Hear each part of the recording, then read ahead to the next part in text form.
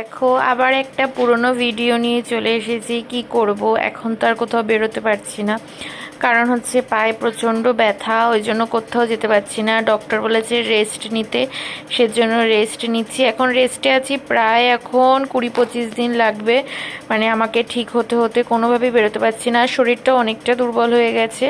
এটা হচ্ছে আমার অনেক আগের ভিডিও, তো ভিডিওগুলো ফোনে আছে, এখন তো সময় পাই না বলে করাও হয় না। তো এই জন্য পোস্ট করলাম যে তোমরা আমাকে ভুলে গেছো নাকি, সেটার জন্যই। আর এই দেখো আমার দিদুন কিন্তু পুরো পুতুলের মতন, মানে ভীষণ সাদাসিধে একটা মানুষ।